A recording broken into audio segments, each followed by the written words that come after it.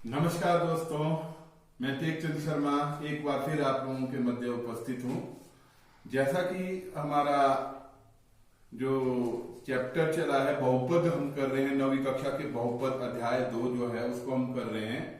तो पिछले वीडियो में आपने देखा होगा हमने शेषफल प्रमेय को किया था और जो हमारा आज का टॉपिक है, आज का टॉपिक हमारा है बहुपदों का गुणनखंडन, या हम कह सकते हैं इस बहुपद के गुणनखंड के अंतर्गत एक हम बहुत इंपॉर्टेंट आपको जो प्रमेय बताने जा रहा हूं वो है गुणनखंडन प्रमेय।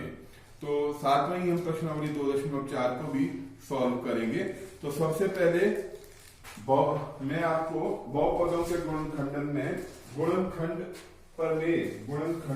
प्रमेय बताता हूं।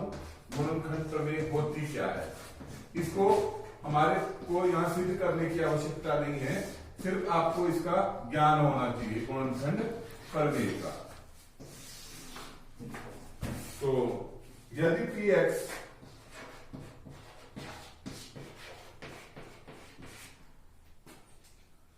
घात,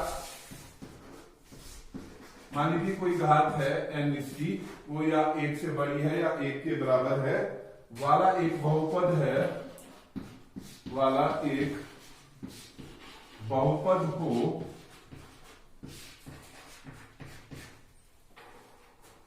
और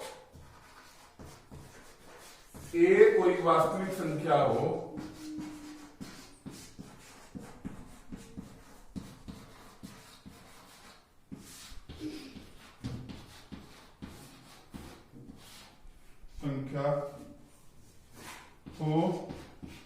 तो क्या नियम रहेंगे। पहली बात ये बोल रहा है x माइनस a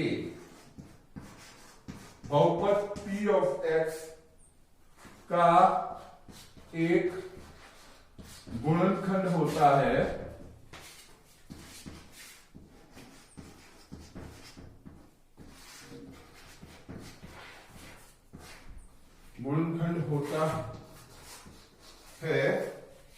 यदि, कब गुणनखंड होता है, यदि p ऑफ a बराबर 0 हो। और दूसरा नियम होगा, अगर हम इसको दूसरे तरीके से कहें कि यदि p ऑफ a 0 होता है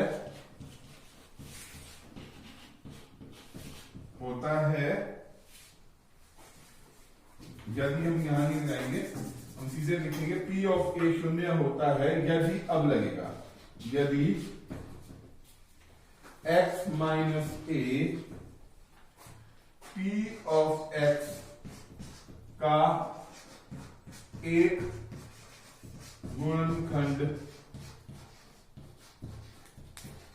हो। दो बातें यहां गुणनखंड प्रमेय बोल रही है। पहली बात, x minus A P of x का एक गुणनखंड होता है यदि हम यहां पर p ऑफ x में a का मान रखें और हमारे पास इसका जो है मान जो है 0 आ जाए।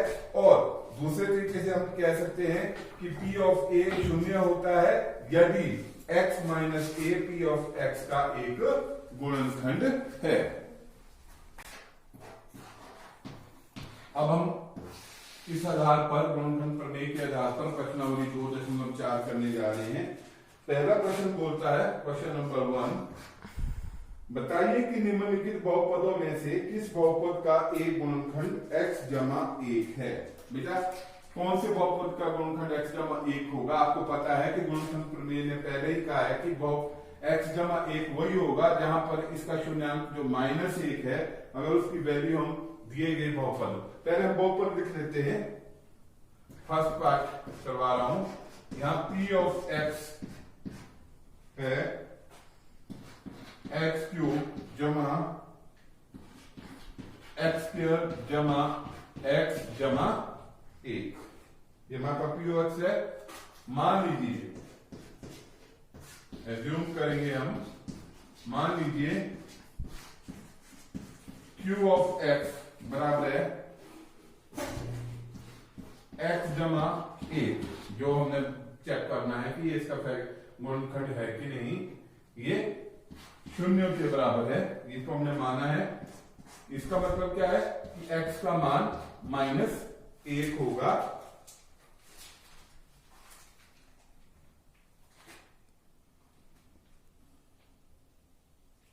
अब क्योंकि p ऑफ x का 0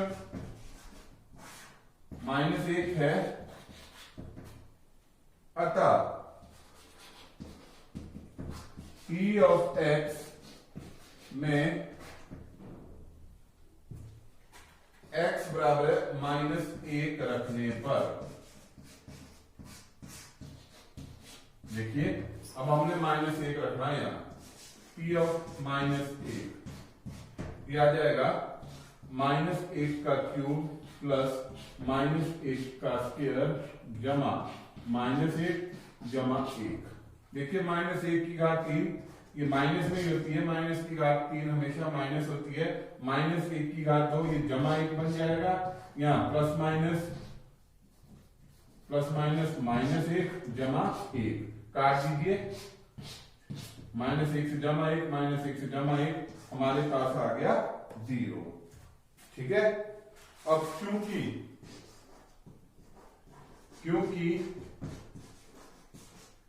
p ऑफ -1 0 है,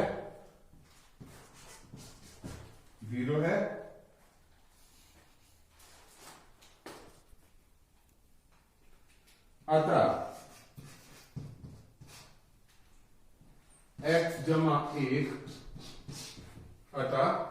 x जमा 1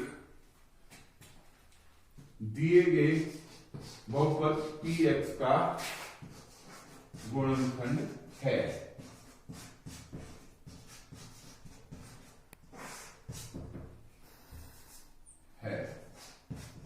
देखिए गुणनखंड प्रमेय ने भी कहा था कि अगर इसका मान हम यहां रखें, जो px का शून्यांक -1 है, अगर इसका मान यहां रखिए हमारे पास मान 0 आता है, तो इसलिए जो हमारे पास x जमा 1 जो है, जो हमारे पास रैखिक बहुपद है, वो जो है दिए गए बहुपद का गुणनखंड है।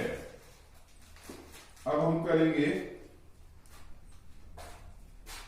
इसी क्वेश्चन का कोई एक और पार्ट कर लेते हैं। 4th पार्ट करवा लेता हूं मैं आपको, थोड़ा सा आपको टफ भी लगता है। अब हम इतना लिखने की जरूरत नहीं है बेटा, आपको समझ आना चाहिए, इतना कुछ लिखने की आवश्यकता नहीं है। हमारे पास 4th पार्ट में इसी क्वेश्चन का p ऑफ x यही रहेगा, x³ plus x² plus x plus 1। तो मान लीजिए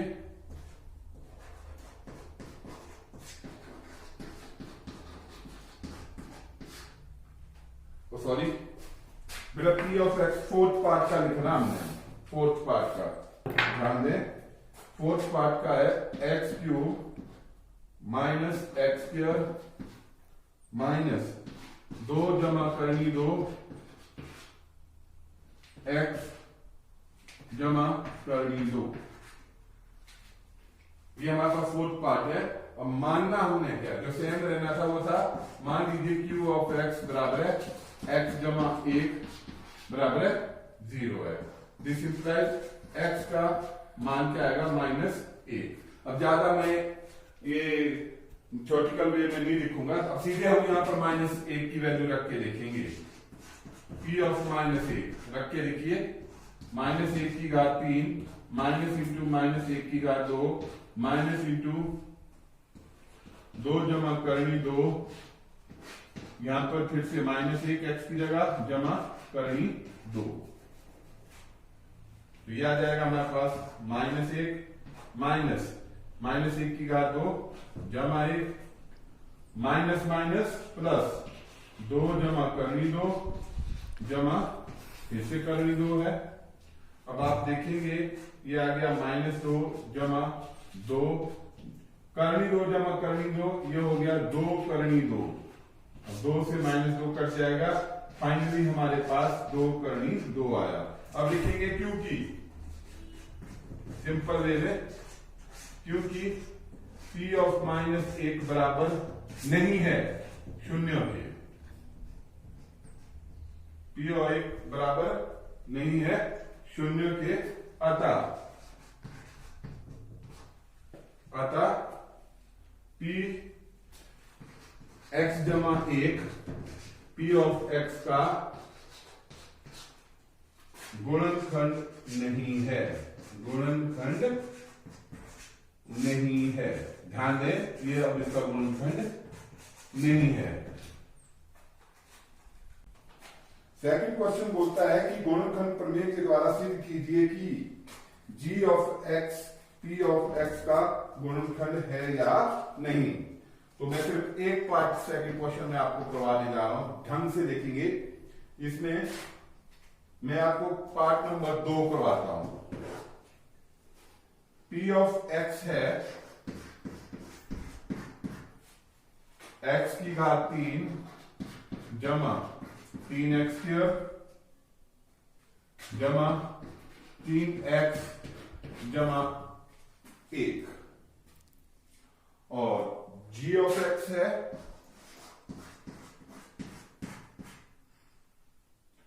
x जमा 2।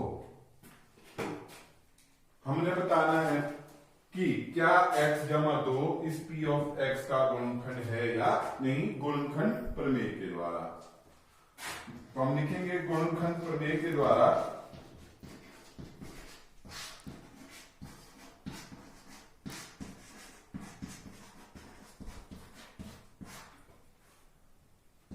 x जमा 2 P x का गुणनखंड है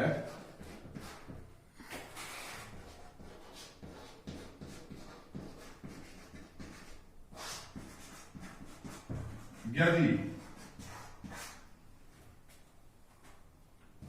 P ऑफ -2, देखिए x जमा 2 इस रैखिक बहुपद का शून्यांक -2 आएगा यदि P ऑफ -2 बराबर है 0 हो। x बराबर है -2 P ऑफ x में रखने पर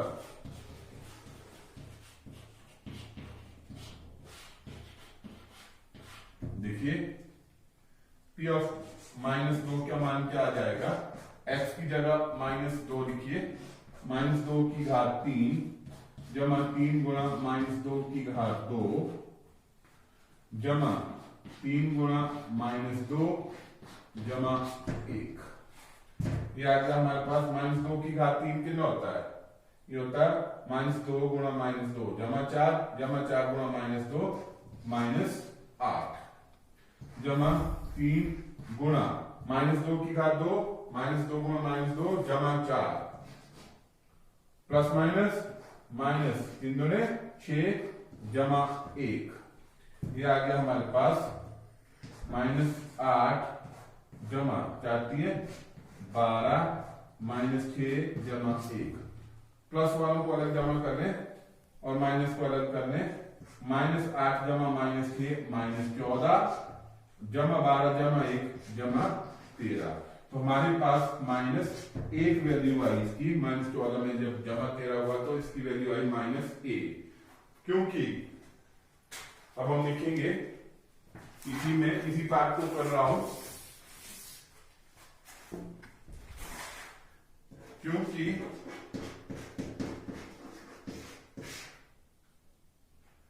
P ऑफ -2 बराबर नहीं है 0 के, इसलिए x जमा 2 Px का गुणनखंड नहीं है, गुणनखंड नहीं है। ध्यान दें, ये इसका गुणनखंड नहीं होगा। तीसरा प्रश्न हम करेंगे। तीसरा प्रश्न कहता है कि अगर x -1 P ऑफ x का एक गुणनखंड है, तो k का मान ज्ञात कीजिए। तो बहुत सिंपल है, k का मान ज्ञात हमने करना है। इसका मैं आपको थर्ड पार्ट करवा रहा हूं। थर्ड पार्ट है P ऑफ x बराबर है kx² माइनस करनी 2x जमा 1 दिया है। x माइनस 1 px का गुणनखंड है, ये हमारे पास दिया है। इसलिए p ऑफ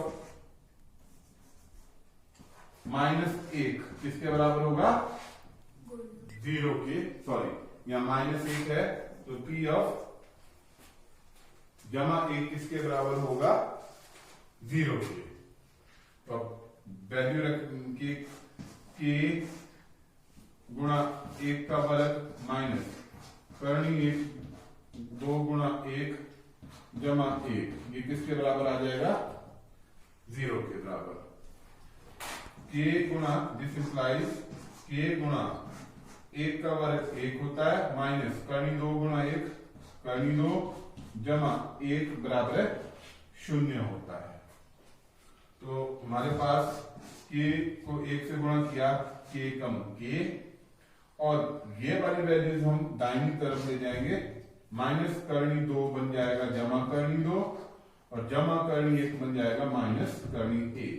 तो अगर हम देखेंगे तो हमारे पास जो k का मान है, k का मान आ चुका है करनी 2 माइनस 1।